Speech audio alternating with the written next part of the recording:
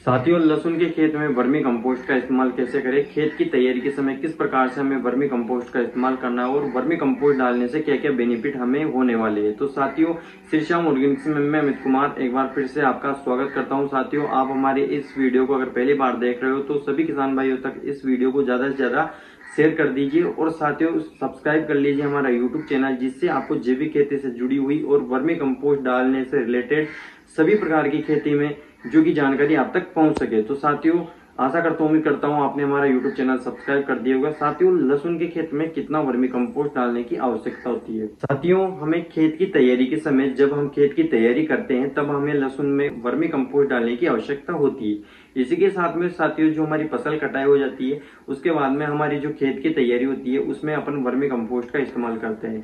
तो साथियों, हमारा जैसे खेत होता है उसे बिल्कुल जुताई कर समतल कर दिया जाता है। जब हमारी बुआई की जाती है तो लास्ट स्टेज पे हमारा वर्मी कंपोस्ट का इस्तेमाल किया जाता है। साथियों, लगभग वर्मी कंपोस्ट का आप 1 से 1.5 टन वर्मी कंपोस्ट प्रति एकड़ के हिसाब से आप इस्तेमाल कर सकते हैं। साथियों, अगर आपके खेत की आप सोइल सैंपलिंग करवाते हैं तो वो भी बहुत अच्छा रहेगा।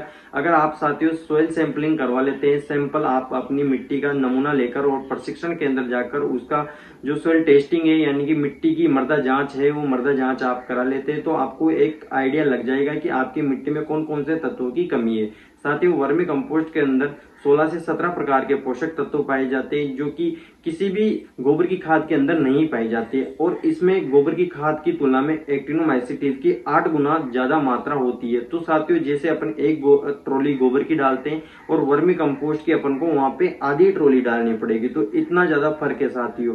तो साथियों, इस प्रकार से आपने खेत की तैयारी कर ली, बिल्कुल समतल कर लिया, उसमें आप वर्मी कंपोस्ट का 1 से 1.5 टन इस्तेमाल कर सकते हैं। और साथियों, इसके बाद में आप वर्मी कंपोस्ट का इस्तेमाल अपनी जो खेत की तैयारी हो गई, लहसुन बुआई हो गया, उसके बाद में सिंचाई दे रहे हैं, सिंचाई के बाद में जब हमारा 20 से 25 दिन का लहसुन हो जाता है फिर उसके बाद में उसकी निंदाई गुड़ाई करते हैं तो उसके बाद में आप साथियों वर्मी कंपोस्ट का भी इस्तेमाल दोबारा कर सकते हैं, जिससे जो मृदा की नमी है और मृदा में जो अच्छे पोषक तत्वों की मात्रा बनी रहनी चाहिए तो वो लगातार अच्छी बनी रहेगी और आपका लहसुन अच्छे से जो उसके कलियां हैं, जो उसके कंद हैं, वो अच्छे से फुलाव करेंगे और उसमें काफी अच्छी ग्रोथ होगी और रोग प्रतिरोधक क्षमता आपके लहसुन में बढ़ेगी। तो इस प्रकार से साथियों, आप अपने खेत में लगभग 1 से 2 टन वर्मी कंपोस्ट का इस्तेमाल कर सकते हैं। अगर आप पहले साल वर्मी कंपोस्ट का इस्तेमाल कर रहे हैं तो मैं आपको ये सजेस्ट करूंगा साथियों कि आपको वर्मी कंपोस्ट का 1 से 2 टन मात्रा आपको खेत में डालनी पड़ेगी, जिससे आपका लहसुन बहुत अच्छी पैदावार देगा और बहुत अच्छा आपको प्रोडक्शन मिलेगा। तो साथियों, इस प्रकार से आप अपने खेत में वर्मी कंपोस्ट का इस्तेमाल कर सकते हैं।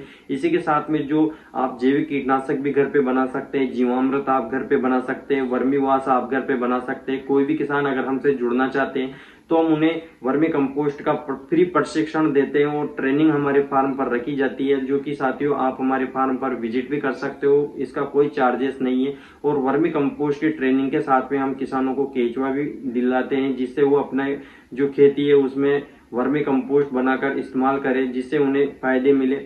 आजकल अत्यधिक रसायनों का इस्तेमाल होने से हमारी मिट्टी बिल्कुल खराब होती जा रही है और हमारी मिट्टी की उपजाऊ क्षमता बिल्कुल खत्म होती जा रही है। पहले जितना लहसुन का प्रोडक्शन निकलता था आज नहीं निकल पा रहा है। तो साथियों, ये कहीं ना कहीं हमारे केमिकल खादों का कारण है।